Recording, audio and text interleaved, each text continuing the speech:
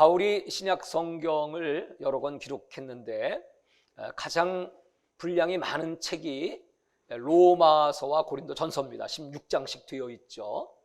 근데 고린도 전서는 거기서 끝나지 않고 후서도 또 있습니다. 그러니까 바울이 제일 많은 분량에 거쳐서 이 고린도 교회에 편지한 내용, 왜 이렇게 바울은 고린도 교회에 할 말이 많았을까요? 많은 말씀을 하고 싶었을까요? 그것이 이제 오늘 이 고린도 전서를 푸는 열쇠입니다. 이 고린도라고 하는 도시는 기원전 144년경, 146년경 로마에 의해서 이제 멸망을 당하고, 그리고 BC 44년경 율리우스 시저라고 하는 로마의 황제가 이 고린도를 당시 그리스의 수도로 삼기 위해서 그곳에 아주 집중 투자를 하고 로마화한 도시로 만들어 갑니다. 그래서 이 도시에 그때부터 이제 많은 사람이 유입이 되죠. 로마의 퇴역 장교 또는 병사 또는 많은 상인들, 또 많은 이방인들이 이곳으로 모여들기 시작합니다. 그래서 저 시리아에서도 오고 팔레스틴 지방에서도 오고 에집트에서도 오고, 처음에 모여든 이 사람들은 굉장히 가난한 사람들이었습니다. 근데 이 고린도라고 하는 지역은 그 입지가 굉장히 좋은 곳입니다. 지금은 고린도 운하가 파져 있죠. 세계 3대 운하가 파나마 운하, 수에즈 운하, 그리고 고린도 운하입니다. 운하가 파져 있다는 것은 이제 이쪽 이태리 쪽으로 가는 그 바다와 또 에게 쪽의 바다가 연결되는 통로이죠. 그러니까 이것은 당연히 무역의 중심 도시가 되고 또 상업의 중심 도시가 될 수밖에 없죠. 저는 고린도라고 하는 곳을 가보았습니다. 그래서 이제 실제로 이 도시가 어떤 도시인가, 이 성경에 왜 이 바울은 이렇게 고린도에 대한 메시지를 기록하고 있을까? 여러분 그냥 이 고린도전서를 읽으시면 잘 이해가 안 가실 거예요. 그러나 제가 지금부터 말씀드리는 이 배경을 잘 이해하시면, 그리고 다시 성경을 보시면 이래서 이 글이 써 있구나 하는 것을 알 수가 있고, 오늘날 우리 그리스도인들이 어떻게 신앙생활을 해야 올바른 신앙생활을 해나갈 것인가 하는 것도 여러분 잘 알 수가 있습니다. 자, 그래서 이제 이 고린도에 사람들이 모여들기 시작하면서 그들은 수공업자들, 또 거기 유리 세공업자라든지 또 이 철, 여러 가지 이제 기술을 가진 사람들이 막 모여들면서 이 도시가 각처에 모인 사람들로 말미암아 또 무역이 왕성해짐으로 말미암아 급속도로 빨리 이 경제 도시로 성장하게 됩니다. 그러니까 돈을 많이 벌게 되고, 처음엔 고생을 좀 했지만 그 다음 세대쯤 가게 되면 이 도시는 완전히 신흥 부자들이 득식을 거리는, 물론 가난한 사람도 많이 있지만 그런 그 놀라운 발전을 하게 됩니다. 특별히 로마에서는 이 도시를 로마화시키기 위해서 거기다가 그 로마의 건축 양식, 그 최고의 건축 양식으로 집을 짓고, 특별히 로마의 신전들, 아프로디테 신전을 비롯해서 많은 신전들을 짓게 됩니다. 그러니까 이 도시는 그 상인들은 모여서 길드라고 하는 조합을 결성하게 되고, 그리고 또 그 사람들은 자기들의 수호신이 있기 때문에 그 신을 섬기기 위한 그 성전의 제사가 성행하게 되고, 그때 당시에 그 성전 제사라는 것은 거의다가 어떤 스타일이냐면 그 안에는 지중을 드는 여자들이 있습니다. 말이 여자지 바로 창기들이죠.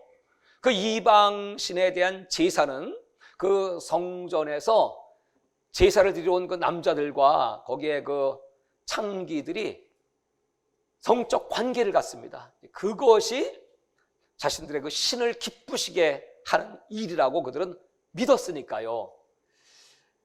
그리고 거기다가 이제 로마 황제까지도 이제 신적 지위에 오르면서 황제 숭배까지 겹치게 됩니다. 그러니까 이 도시는 돈 많죠. 그리고 영적으로는 얼마나 음란이 가득 찬, 거기다 아주 우상 숭배까지. 그러니까 이 바울이 이곳에 교회를 개척은 했습니다만 아주 어마어마한 그 영적 도전에 직면해 있고, 이 교회는 정말 그런 그 사탄의 공격으로부터 이겨낼 만한 그런 힘이 참으로 약했습니다.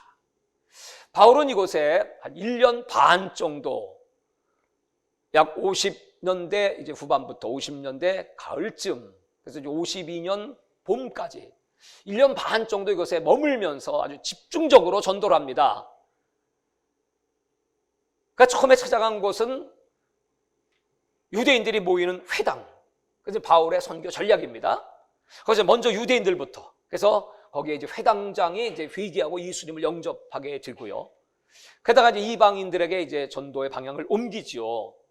그래서 전도를 한 결과 당시에 그 다양한 계층의 사람들 가운데 유력자, 실력자, 그러니까 돈이 있고 집안이 좀 넓은 사람들, 그래서 보통 뭐 10명, 20명씩 이렇게 이제 모일 수 있는 당시에 그곳의 그 가축 구조들은 굉장히 좁았습니다. 그러니까 조금 여유가 있는 사람들은 그렇게 모일 수 있는 그런 공간이 집안에 있었죠. 그래서 그곳에 이제 교회를 세우게 됩니다. 그러니까 이 고린도 교회는 전부 가정교회 연합체입니다. 가정교회입니다. 그리고 이제 아주 넓은 집을 가진 사람이 있는데 그 사람은 약 한 50명 정도가 모일 수 있는, 그러니까 그는 굉장히 그 지역사회 유력자였습니다. 그러니까 그 교회 멤버는 어떤 사람인가 하면 그 유력자와 그 다음에 그 가족들, 자녀들, 그리고 종들, 그리고 또 거기서 이제 장사를 하는 중하위층의 상인들, 그리고 이제 나머지는 전부 누구냐면 노예들입니다. 노예들. 그리고 그 인종들은 거기에는 유대인도 소수지만 있고 또 이제 많은 이방인들, 이집트에서도 오고 또 팔레스틴에서도 오고 시리아에서도 오고 뭐 이런 사람들이 모였습니다. 그러니까 여러분, 신분이 다르고 인종도 다르고 또 영적으로 굉장한 그 공격과 압박을 받고 있는 이 고린도 교회가 여러분 그 내적인 상태가 어떨까요? 그래서 바울이 있을 때는 좀 낫지만 그 사도의 가르침을 받으면서 이제 교회가 성장되었지만 바울이 이제 에베소로 떠난 다음에 그 교회는 뭐 사탄이 얼마나 공격을 해댔겠습니까? 그러니까 정말 영적인 어려움이 많기 시작해서 분쟁이 막 일어납니다.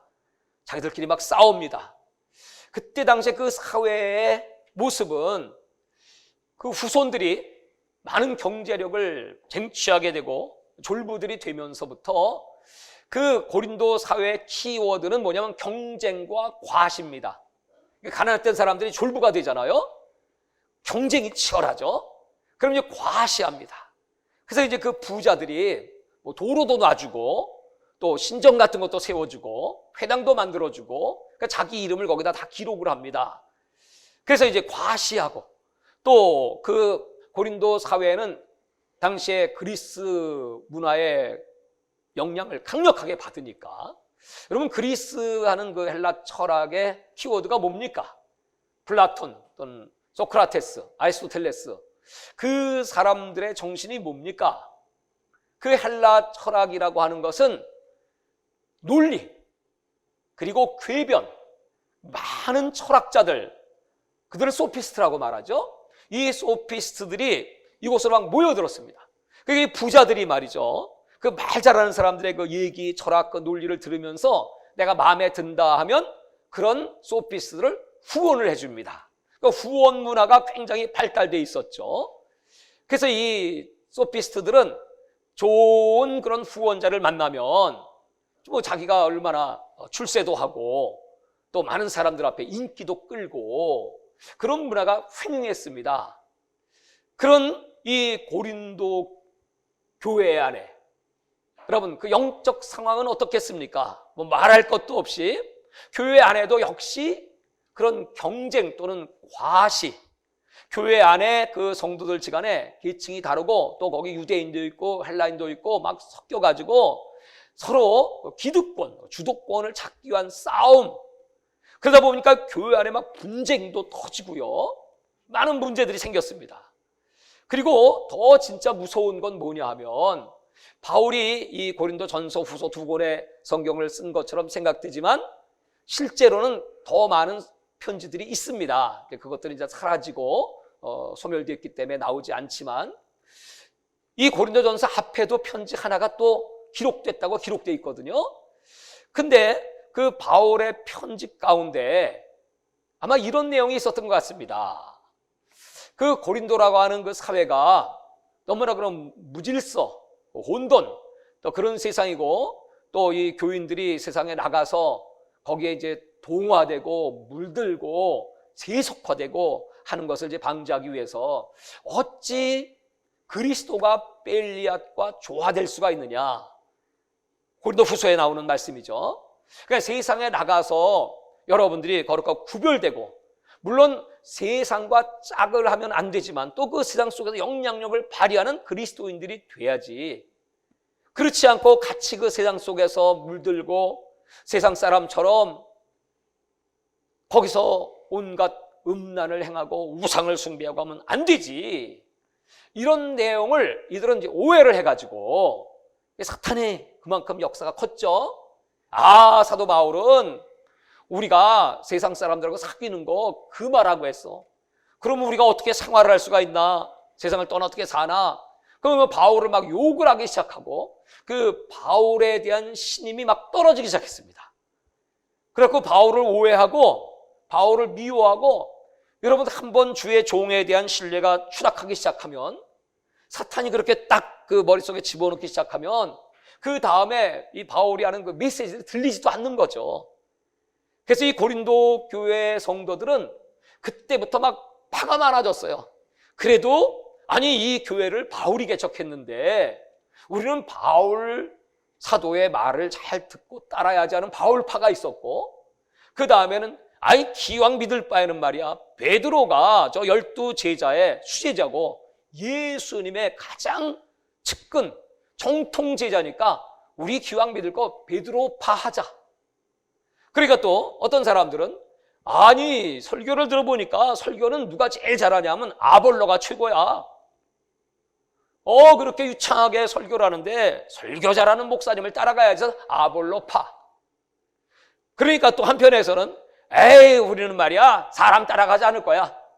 우리는 그냥 예수만 믿어. 예수만 바라보고 따라가야 돼 하면서 그리스도파. 그것도 파야. 이렇게 막 교회가 갈라지기 시작했어요.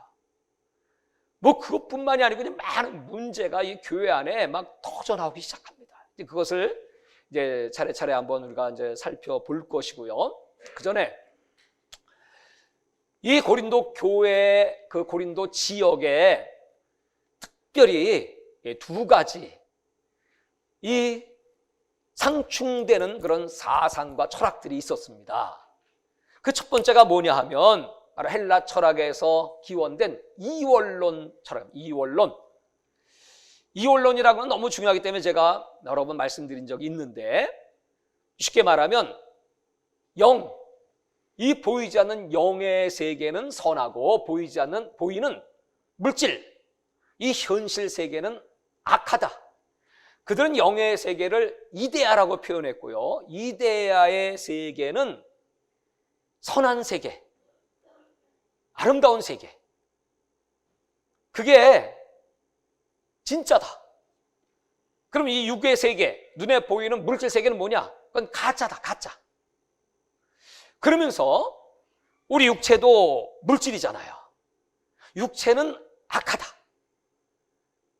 그래서 육체는 함부로 해도 돼. 이런 사상들이 교회 안에 들어왔습니다. 이 헬라의 영향을 받아가지고 여러분 그래서 이 초대교회 안에 이단들이 이제 그때부터 생기기 시작했죠. 예수님이 몸을 가지고 오신 그 자체가 잘못됐다. 예수님은 그냥 영으로 선하신 분이지 예수님의 몸은 그러므로 사람의 몸과 똑같은 몸이 아니고 천사와 같은 몸, 가현, 그냥 몸으로 보였을 뿐이지. 그래서 그걸 가현설 또는 노스틱주의라고 합니다. 초대교회 영지주의 이단입니다. 이런 것들이 고린도 교회 안에 있었습니다. 그리고 또 하나는 뭐냐 하면 이제 유대인 그리스도인들에게 있어서 그들의 사상은 항상 율법을 존중하고, 그리고 하나님은 한 분이시다, 유일신 하나님 사상이 가득하고, 그래서 예수 그리스도의 인성과 신성 예수 그리스도가 이위 하나님이라는 사실도 이제 이단들은 인정하지 않았죠. 예수님의 신성을 인정하지 않았습니다. 예수님 인성만 인정하는 그런 이단들이 있었습니다. 그리고 이제 이 고린도 교회 안에서는 무슨 문제가 있었냐 하면, 이들에게 있어서 그 고기를 먹는 것, 당시에 그 이방 신전에서는요, 제사를 드리면 꼭 짐승을 잡습니다. 그래서 그 짐승을 잡고 그것이 이제 시장으로 나오기도 하고, 그것을 나누어서 그 도시의 사람들이 같이 먹습니다. 부자들이 항상 고기를 먹으니까 뭐 괜찮겠지만, 이 가난한 사람들을 이제 그때가 정말 고기를 먹는 좋은 기회입니다. 그래서 예수 믿는 이 그리스도인들도 이제 그 고기를 먹는 문제 때문에 서로 충돌이 일어났어요. 유대인들은 이렇게 말하죠. 아니, 그 고기는 저 이방 제사를 지는 우상의 제물이야. 그거 먹으면 안 되지. 율법이 금하고 있잖아요. 그러니까 같이 예수 믿으면서도 그 먹는 사람들은 판단하는 거 먹으면 안 된다. 그러니까 이 이방 그리스도인들은 아니 무슨 소리 하는 거야? 예수님이 이미 다 이루셔서 예수 안에 거룩하게 됐거늘, 말씀과 기도로 거룩하게 된 것을 그까짓 거 우리가 먹는다고 그게 무슨 죄가 되랴 하고 이 두 그룹이 싸움이 터지는 거예요. 그래서 이제 오늘 바울은 그러한 내용에 대한 해답도 여기다가 기록을 합니다. 또 당시에 얼마나 이 음란이 성행했든지, 이 고린도 사람 이렇게 얘기하면, 고린도 사람 하면 그게 관용어로 저 사람 아주 음란한 사람이야, 나쁜 사람이야, 이럴 정도의 얘기를 들었다고 하니까요. 그만큼 그 도시는 음란이 꽉 찼어요. 제가 고린도에 가보니까 거기 박물관에 가면 그런 그 유적들이 남아 있습니다. 다 폐허가 돼버리고 말았지만, 그러니까 이 고린도 교회는 정말 그 신앙을 바로 유지하는 것은 쉬운 일이 아니었습니다. 그래서 이 바울이 에베소에 있으면서 늘 걱정이 되는 거죠. 근데 고린도에서 이제 사람들이 와서 보고를 하는 겁니다. 사도님, 지금 우리 실정이 이렇습니다. 교회 안에는 많은 분쟁들이 있고, 또 영적으로 바로 서지 못하고, 이거 교회가 지금 와야 되기 직전입니다. 그러니 얼마나 이 바울이 가슴이 아프겠습니까? 그래서 이제 편지를 씁니다. 그게 이제 고린도 전서입니다. 여기에 나오는 그 내용들은 전부 그 교회 현실이었습니다. 3장에 가면 그들의 신앙이 얼마나 연약한가, 육에 속한 그리스도인과 영에 속한 그리스도인, 그들이 신앙생활하는 그 모습은 마치 천국에 집을 짓는 것 같은데, 어떤 사람은 금이나 은이나 보석으로 집을 지어서 견고하지만 마지막 불의 심판 때 어떤 사람은 나무나 풀이나 지푸라기로 집을 짓고 있으니 그건 한순간 다 불살라지고 사라질 것이 아니겠는가. 그리고 이 4장으로 넘어가면 그 바울을 막 이 사람들이 판단하는 거예요. 바울의 사도권에 대해서도 9장에서는 막 판단을 하고, 바울은 진짜 사도가 아니야, 뭐 이렇게 그들이 바울을 우습게 알고 하니까, 아니 니들이 뭔데 날 판단하냐? 나도 나를 판단하지 않아. 판단하실 분은 오직 하나님밖에 없어. 그렇게 얘기하면서, 너희들 진짜 예수 믿으면 능력이 뭔 줄 알아? 그것은 하나님의 나라가 말에 있지 않고 능력에 있어. 그러면서 예수 그리스도의 십자가, 너희들은 지금 그렇게 파당을 짓고 세속에 물들고 너희들 나름대로 하나님을 섬긴다고 하지만, 정말 예수 그리스도의 십자가 복음만이 이방인이나 헬라인이나 차별 없이 구원을 주시는 하나님의 능력이 됨이라. 이렇게 바울은 아주 강력하게 편지를 씁니다. 거기다가 이 음란은 어느 정도인가 하면 5장으로 넘어가면 거기에 한 사람이, 이게 당시에 그 헬라 철학에 기초한 겁니다. 영은 선하고 물질은 악하니까 이미 우리는 구원받았으니까 이 몸은 아무렇게나 불려도 돼. 하는 것을 자랑이라도 하듯이 나는 그 정도로 내 영혼의 구원에 확신 있고 믿음이 있어. 그렇게 생각하면서 그 몸을 가지고 누구와 간음을 하냐 하면 자기 아버지의 아내, 친엄마는 아니고 계모와 간통을 하는 겁니다. 그리고 교회 안에서 그걸 자랑해. 자기 믿음 좋다고. 그러니 여러분, 이 바울이 얼마나 화가 났으면, 아니 부끄러운 줄 알아야지. 니들 몸이 뭔 줄 알아? 하나님의 성전이야. 누구든지 이 성전을 더럽히면 그 사람을 멸하실 거야. 하나님이 사탄에게 내어주실 거야 하면서 강력하게 막 책망을 하지 않습니까?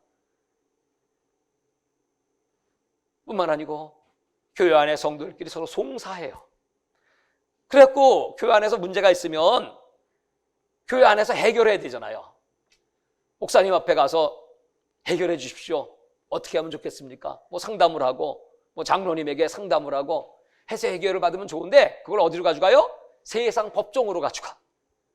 그러니 이거 얼마나 바울이 아니 부끄러운 줄 알아라. 너희들 예수 믿는 한 형제인데 세상 법정으로 가지고 나가면 되냐? 하면서 막 책망을 하죠. 이런 내용들이 지금 꽉 들어차 있습니다. 그래서 이 편지를 써가지고 디모데가 가지고 갑니다. 디모데가 당시에는 글자를 아는 사람도 있었지만 그건 소수고 대개 글자를 잘 몰라요.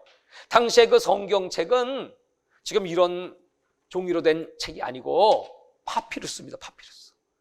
거기다가 이제 글자를 써서 그걸 이제 구술을 하면 이제 대피를 해가지고 둘둘둘만 두루마기. 얼마나 많은 분량이겠습니까?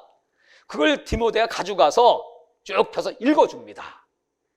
쫙 읽어주면 그 교인들이 듣고 아멘 회개해야 되잖아요.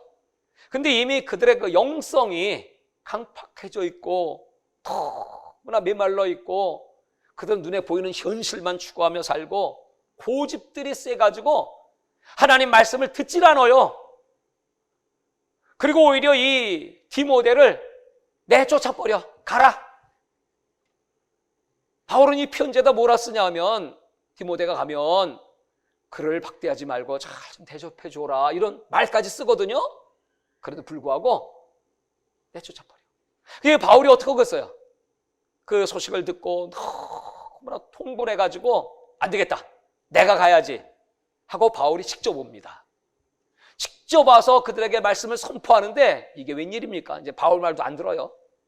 그리고 바울도 배척하고 바울에게 모욕을 줍니다. 그러니까 여러분 이 편지를 쓰는 이 바울은요, 아니 내가 개척을 했는데 아니 이럴 수가 있나? 그 배신감, 모멸감이 고통스러웠는지 여러분 생각해 보세요.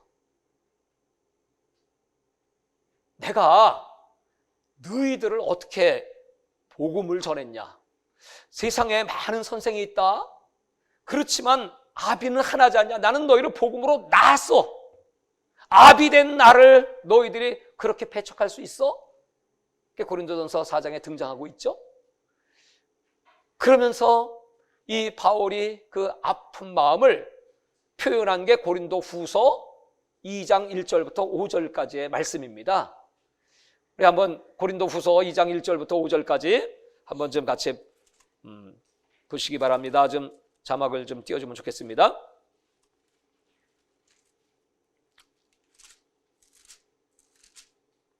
내가 다시는 너희에게 근심 중에 나아가지 아니하기로 스스로 결심하였노니. 그래서 가고 싶지 않아요. 고린도에. 그거 가고 싶겠어요? 나 안 가. 근데 이 바울의 마음속은 그래도 늘 그리스도의 마음이 있기 때문에 너무 불쌍한 거야. 이 교인들이. 어떻게 회개 좀 할까? 안타까운 마음으로 이 바울이 정말 얼마나 하나님께 기도를 많이 했겠어요. 2절입니다. 내가 너희를 근심하게 한다면 내가 근심하게 한 자밖에 나를 기쁘게 할 자가 누구랴. 내가 이같이 쓴 것은 내가 할 때 마땅히 나를 기쁘게 할 자로부터 도리어 근심을 얻을까 염려하며. 이렇게 내가 너희한테 가면 내가 또 상처받고 내가 또 근심을 시킬 수 있지 하면서 4절, 내가 마음에 큰 눌림과 걱정이 있어 많은 눈물로 너에게 썼노니 이는 너희로 근심하게 하려 한 것이 아니요 오직 내가 너희를 향하여 넘치는 사랑이 있음을 너희로 알게 하려 함이라. 나는 그래도 너희를 사랑해. 그러니 제발 마음 좀 돌이키면 좋겠어. 나는 너희들에게 근심을 주려고 하는 것이 아니야. 복음에 참된 진리를 알고 복음의 정신으로 살아가길 원해. 5절, 근심하게 한 자가 있을지라도 나를 근심하게 한 것이 아니요 어느 정도 너희 모두를 근심하게 한 것이니 어느 정도라면 내가 너무 지나치게 말하지 아니하려 함이라. 뭐 성질 같아서는 그냥 막 야단치고 막 그런 구절들도 있습니다만, 그래도 바울은 그걸 억누르고 참고, 정말 이들도 예수의 피로 거듭난 자들인데 지금 신앙이 너무 어린아이야. 이걸 보고 우리는 육적 성도라고 그래요. 육적 성도. 자꾸 세상 것만 바라보고요, 자꾸 세상에 욕심이 가득 차 있고요, 모든 판단이 육적 판단이야. 영의 세계를 보지 못하고요, 자기 중심적이고요. 어린아이들이에요. 그런 모습을 보면서 이렇게 편지를 쓰는 겁니다. 사랑하는 여러분, 저는 고린도전서를 읽으면서 과연 왜 성경은 이런 말씀이 기록되어 있을까? 고린도 교회 같은 영성을 가진 교회들이 한국 교회에는 얼마나 많이 있을까? 정말 많습니다, 여러분. 제가 아는 어떤 교회도 그 목사님이 쫓겨났어요. 그분 참 성실한 분이에요. 쫓겨나서 지금 어떻게 할 수가 없어요. 그런 교회들이 많아요. 고린도 교회는 오늘날도 많습니다. 그 교회 기득권을 누가 갖고 있어요? 거기 유력자들이 갖고 있어요. 그들의 마음에 안 들면요, 내쳐요. 다른 분 시험해 봅시다. 설교 좀 해보세요. 기도 좀 해보세요. 이력서 봅시다.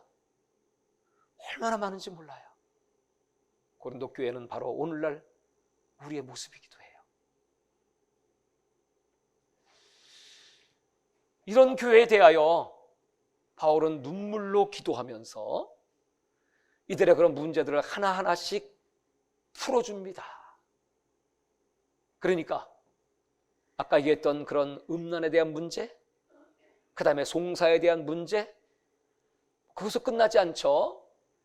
그 다음에는 이제 결혼에 대한 문제. 그럼 과연 결혼을 해야 됩니까? 말아야 됩니까? 바울은 결론적으로 결혼은 유익하다.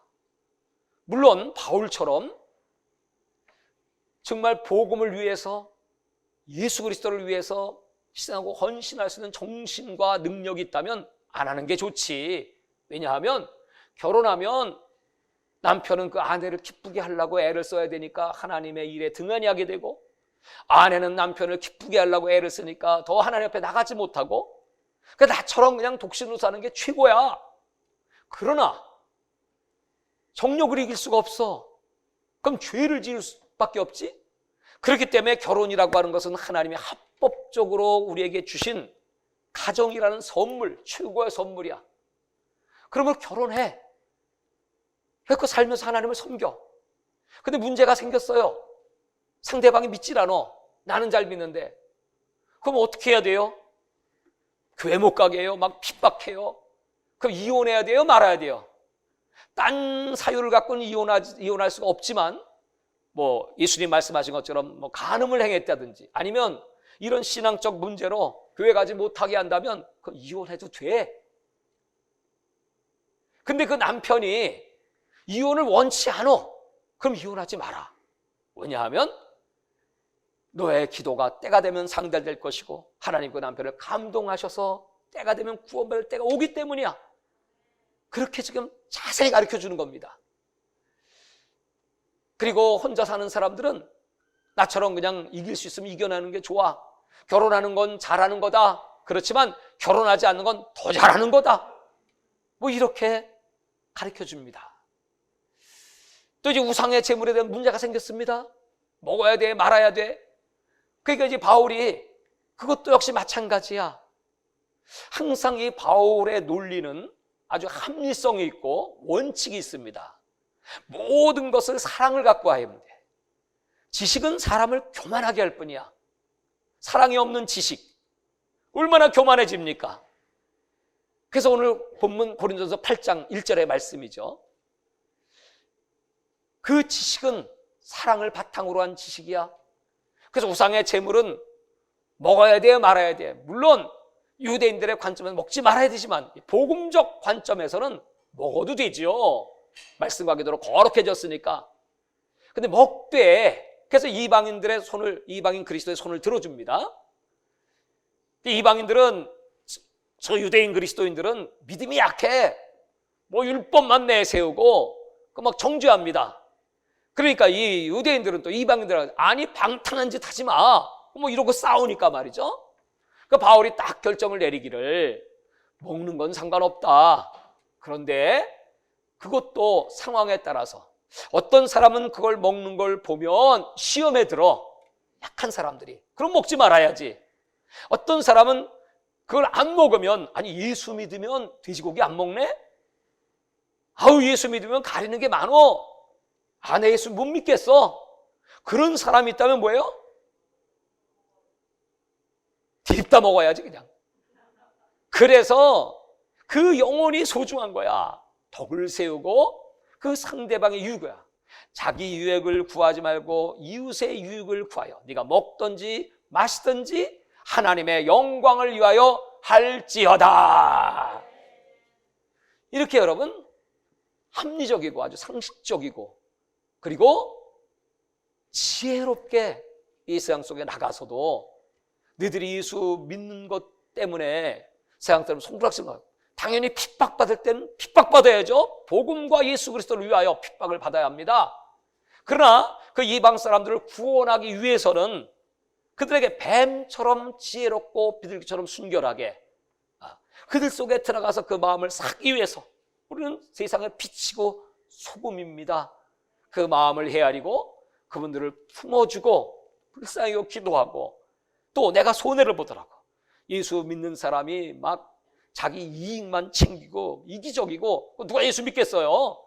그러니까 그들을 불쌍히 여기고 내가 손해를 보더라도 양보하고 그들을 품어주고 그러면서 복음의 진리를 사수하고 이것이 그리스도인들이 세상 속에 어떻게 살며 승리할까를 바울은 가르쳐주고 있습니다. 그 9장에는 바울의 사도권이 등장하고 딴 사람들은 나를 사도로 인정하지 않아도 좋아. 그러니까 너희들은 인정을 해줘야지. 당시에 예루살렘의 이 거짓 교사들이 고린도에 와가지고 이 바울에 대해서 거짓 소문을 다 퍼뜨리고요. 그러니까 이 바울이 얼마나 힘듭니까? 아니 그래도 너희들만큼은 남들은 나를 이단이라고 욕을 해도 나는 너희들에게 이 십자가 예수의 복음을 확실하게 전해줬잖아. 남들이 뭐라고 하든지만 나는 사도 중에 사도야. 예수님을 직접 보지 않았지만 다메섹에서 그 예수를 친히 뵙고 그 음성을 들었고 그리고 삼천자 하늘에 끌어올려가서 하나님과 그 천국의 비밀 어전 회의에도 참석했고 그래서 신학적 정돈이 다 돼 있고 그런 열정을 가진 목회자요 선교사 사도로서 그는 당당하게 말합니다. 그러므로 너희는 나를 본받는 자가 되기를 바래. 이렇게 말합니다. 그다가 10장에 가면 이제 우상 숭배에 대한 메시지를 광야 이스라엘 백성들을 비유로 해서 가르쳐 주시고 그리고 나서 이제 12장부터 14장이 그 유명한 은사장입니다. 여러분 이 교회 안에는 예수 믿으면 이제 은사가 임하잖아요. 근데 이 은사가 이들 고린도 교인들에게는 자랑이고 그 프라이드까지는 좋은데 그 은사가 이제 우열이 있다고 생각을 하고 은사 받은 사람들은 그걸 폼내고 그 사람들에게 막 증거하기 위해서 무질서하게 뭐 공중 예배 시간에도 나는 방언 은사 받아서 방언을 막 해대고 그 질서가 없으니까 이제 그런 질서를 잡아주기 위해요. 13장, 14장을 이제 기록하는 거죠. 그러면서 이 모든 은사의 기초는 사랑이다. 그래서 이 은사는 첫째는 나의 유익을 위한 은사와 동시에 이웃의 유익을 위하여 또 교회 공동체의 덕을 세우기 위하여 이 은사가 필요하다. 믿지 않는 사람들이 교회에 들어와서 뭐 예언을 딱 하는데 보니까 내 모든 비밀을 다 알아버리네. 그러면 두려워 벌벌 떨지 않겠습니까? 또 어떤 사람은 방언을 하는데 그 방언에는 또 통역이 따라오게 되고, 통역을 하면 하나님의 미래의 일을 예언을 해버리니까 얼마나 놀라고, 지금도 여러분 그 초대교회 같은 역사들이 선교제에는 나타나고 있지 않습니까? 그래서 이 교회가 성장되는 데 써야 되는데 그것이 아니고 경쟁이 돼버리고 은사가 자랑이 돼버리고 하게 되면 얼마나 덕이 되지 않습니까? 믿지 않는 사람들이 저 미쳤다고 얘기하지 않겠습니까? 그래서 이제 은사에 대한 그것도 덕을 세우기 위하여 사랑으로 해라. 그래서 이 은사라고 하는 것은 이 분위기가 참 중요합니다. 어떤 공동체에 가면 다 성령 받았어요. 그래서 방언 막 그거 괜찮아요. 같이 막 방언기도 막 하고, 그럼 혹시 성령을 받지 못한 사람도 사모하잖아요. 사모 은사는 전염되잖아요. 그래서 확 돌아버립니다. 제가 저 천안에서 교육전도사 시절인데 그때 신학교 4학년 때입니다. 그 교회는 감리교회입니다. 아주 조용한 교회예요. 참 조심스럽습니다. 거기는 권사님, 장로님들이 수두룩합니다. 내 젊은 전도사를 얼마나 사랑을 해주시는, 사랑을 많이 받았습니다. 근데 새벽 기도 시간이 딱 되면 너무 답답해, 견딜 수가 없어. 하나님, 이 교회가 깨어나야 합니다. 우리 집사람하고 둘이 앉아서 그냥 간절히 기도하다 보면 나도 모르게 이제 성령이 충만해지면 방언이 막 나오고, 처음에 조그맣게 하다가 이게 점점 커지기 시작하냐. 그러니까 희한하게 말이죠. 그 옆에 있던 권사님들이 저 전도사님 방언 기도하네. 그 숨겨져 있던 그 은사들이 막 폭발되기 시작하면서 여기저기서 막 방언 기도가 막 터져 나오니까 나중에 보니까 다 방언해. 그 교회가 막 뜨거워지기 시작하고, 거기 학생들이 막 그냥 불 받아가지고 말이죠. 제가 이제 교육전도사 했으니까 말이죠. 그 아이들이 얼마나 뜨거운지 주의 종된 학생들이 많습니다. 전도사 시절의 얘기입니다. 그런 것들이 정말 하나님 주시는 이 선물, 은사는 무기잖아요. 하나님의 선물이잖아요. 이걸 잘 개발해서, 그렇지만 덕스럽게, 참 조심스럽게 기도하면서 그 영혼들을 품는, 그렇게 하면 문제가 안 생겨요. 근데 이것이 이제 자랑이 되고 폼 잡고 사랑이 없는 방언 울리는 꽹과리지, 사랑이 없는 예언, 사랑이 없는 믿음, 여러분 아무것도 아니다. 아무것도 아니다. 그 은사를 이렇게 강조합니다. 그리고 이제 이 고린도전서에서 가장 핵심이 뭐냐면 부활입니다. 아까 말씀드린 몸의 부활. 바울은 얼마나 이걸 강조합니까? 몸이 귀해. 몸으로 예수님은 이 땅에 오셨고, 그 몸으로 십자가에 못 박히셨고, 그 몸으로 부활했고, 그 몸으로 승천해서 지금도 예수님은 말씀이 육체가 된 그 몸이야, 그 몸. 그래서 우리 몸도 이제 고린도 교인들처럼 이렇게 함부로 막 하고 하면 큰일 나는 거야. 왜냐하면 몸의 부활은 연속성과 불연속성이 있습니다. 불연속성은 우리 몸이 이제 이 육체가 아니고 신령한 몸으로 바뀌잖아요. 그 차원에서는 불연속성입니다. 그래서 장사 지내면 화장을 해서 이제 무덤에 집어넣죠. 그러나 그 뼈, 그 흙이 부활하는 거 아니죠. 신령한 몸을 입고 불연속성. 그러나 또 한편에 있어서는 여러분 우리의 모습이, 여러분 천국 가면 미스 코리아로 우리 여성분들 얼굴이 싹 바뀔까요? 그 모습이다 이 말이죠. 우리 몸 그대로예요. 예수님 몸 그대로였던 것, 연속성이 있어요. 그래서 서로 알아봐요. 지금 이 몸이 하나님이 이 땅에 탄생될 때 하나님이 주신 이 얼굴, 우리 육체, 이 몸이요 너무나 중요한 거예요. 뭐 사람들은 자꾸 비교해서 내가 조금 못생겼으니까 저 강남에 가서 어떻게 좀 뜯어 고쳐봐. 뭐 그런 분들 참 많죠. 그러나 하나님이 보실 때는 얼마나 아름답고 단 하나잖아요, 하나. 네? 어제 제가 기도하는데 이사야 45장 3절에 보면, 46장 3절에 보면 하나님이 이렇게 말씀하시더라고요. 얘야, 내가 너를 엄마 배에서 나올 때부터 태에서 나올 때부터 내가 너를 안고 있었고, 네가 자라면서 내가 등허리에 업고 있었고, 네가 나이가 들어 늙고 백발이 돼도 내가 너를 품고 다닐 거야. 할렐루야. 이렇게 하나님은 저와 여러분 한 사람 한 사람에게 관심을 갖고 계시고, 여러분 그 한 말씀이 위로가 됩니까? 이런 힘든 세상 속에서 사람들은 알아주지 않아도 하나님이 나를 아셔. 엄마 뱃속부터 시작해서 내가 백발이 된다고 할지라도 하나님은 나를 품고 다니셔. 이렇게 관심을 갖고 우리 육체의 몸을 귀하게 여기시는 하나님이시다. 그래서 이 부활의 날을 기다려야지. 만약 우리에게 부활이 없다면 우리 얼마나 불쌍한 사람이냐. 아니 봐라, 너희들이 저 씨앗 하나를 뿌리는데 그건 장래 형체를 뿌리는 것이 아니고 그냥 씨앗일 뿐인데, 이 씨앗이 땅속에 들어가서 나무가 되기도 하고 여러 종류로 이렇게 변화되는 걸 알지 못하느냐. 우리의 부활도 이와 같으니. 사랑하는 여러분, 하나님의 그 영광스러운 부활에 동참하는 고린도 교회의 성도들이요, 그러므로 예수님이 오실 때 천사 나팔 소리에 호련히 변화돼서 그 육체가 하나님을 만날 것이니 견고하시기 바랍니다. 흔들리지 마시기 바랍니다. 뿌리를 깊이 내리시기를 바랍니다. 끝까지 우리 몸 잘 관리하고 거룩하게 이 몸으로 하나님께 영광을 돌리시기 바랍니다. 고린도전서 15장입니다. 여러분, 바울은 정말 얼마나 멋진 사람입니까? 여러분, 바울같이 되길 원하죠? 그냥 그가 그 텐트 메이커였으니까 천막 깁는 일을 하기 위해서 그가 맸던 행주치마, 그 더럽고 낡은 행주치마를 갖고 한 번만 던져도요, 그걸 만지기만 해도요 병자가 치료받아. 이 바울은 그 독사에, 멜리데 섬의 독사에 물렸어도 아무 해를 받지 않아.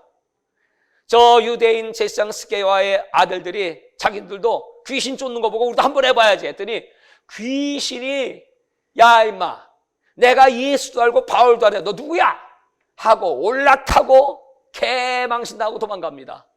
그러니까 이 바울은 누구예요? 지옥에서도 소문난 사람이야. 여러분, 귀신이 알아보고 지옥에까지 소문난 이 멋진 사람 바울. 그런데 이 바울에게서 육체는 속수무책입니다. 바울 속에는 가시가 있었어요. 가시는 사탄의 사자라고 나와 있잖아요. 귀신이에요. 아니, 이런 능력과 권능을 가진 바울이 내 속에 있는 귀신은 못 쫓아. 안 나가. 그 얼마나 여러분 고통스럽기에 하나님께 3번씩이나 이 가시를 뽑아달라고 기도했겠습니까? 저는 신학교 다닐 때 이 고린도후서 12장을 읽으면서 이해가 잘 안 가요. 이 바울 같은 능력자가 귀신은 바알세부, 마귀는 바알세불. 그러니까 마귀는 똥파리 왕이다, 그 뜻이거든요. 귀신은 뭐냐면 아카타르톤 푸뉴마라고 하는데, 그러니까 더러운 영입니다. 이것은 그 똥파리 왕의 새끼, 그러니까 파리 새끼야. 아니, 파리 새끼 한 마리 그거 뭐 파리채로 잡으면 되는 건데, 그 예수님이 그렇게 귀신을 쫓아내고 병들어 고치셨는데 바울 속에 이게 안 나가네. 그 너무너무 궁금해서 내가 논문을 썼어요. 그래갖고 많은 수석가들, 학자들의 책을 그냥 잔뜩 사다가 쌓아놓고 연구를 해보는데 아무도 잘 모르더라고요. 결국 그것은 하나님께서 바울을 겸손하게 하기 위한 하나님의 사랑이었어요. 하나님은 바울을 사랑해서 정말 우리가 은사받고 능력 행하는 것도 좋지만 그것이 마치 자기 것인 줄로 착각을 하고 자랑하고 교만해지면 그럼 너는 버림받는 거야. 어떤 분이 그런 얘기를 하시더라고요. 집회를 하는데 거기서 막 귀신을 내쫓고 병을 고치고 막 하는데 보니까 그 목사가 예수님을 발로 밟고 깔아뭉개고 그 위에 서가지고 자기 자랑을 하고 있더래. 그런 얘기를 하더라고요. 그래서 이 은사라는 것, 이것은 복음을 효과적으로 전하기 위하여 하나님이 주시는 선물이지만, 그러나 그것은 정말 사랑을 가지고 해야 되고, 그리고 하나님께만 영광이 돼야지, 조금이라도 그 영광을 가로채서 지가 능력 있는 줄 알고 하게 되면 버림받는다는 거예요. 그러니까 하나님이 바울을 사랑하시니까 가시를 주셔서 그렇게 그를 낮추셨습니다. 사랑하는 여러분, 그리고 그것뿐이겠습니까? 매 맞고 헐벗고 굶주리고 정처 없고 난파당하고 뱀에 물리고 40에 하나 감한 39대 매를 5번이나 맞고 태장으로 맞고, 여러분 다음 시간 고린도 후서에 나오겠지만 그런 고통을 당하면서 그 몸을 가지고 그 힘들고 피곤한 가운데 그 세계 1차, 2차, 3차, 4차 그 선교 여행을 다니면서 바울에게 있어서는 딱 하나입니다. 그는 마음속에 내가 살아있는 동안에 분명히 천국 복음이 땅까지 전파되면 끝이 온다고 말씀했기 때문에 나는 예수의 재림을 볼 거야. 이게 바울의 믿음이에요. 자기 시대에 예수님이 오신다는 믿음을 갖고 서바나, 스페인까지 가기를 원했던 것이고, 그래서 혼신의 힘을 다하여 마지막 순교할 때까지 바울이 그렇게 복음을 전해서 열정, 종말론적 신앙입니다. 사랑하는 여러분, 바울 시대에 그렇게 바울이 믿음을 가지고 행동했다면, 지금 시대는 여러분 예수님의 재림이 얼마나 임박한 마지막 시대입니까?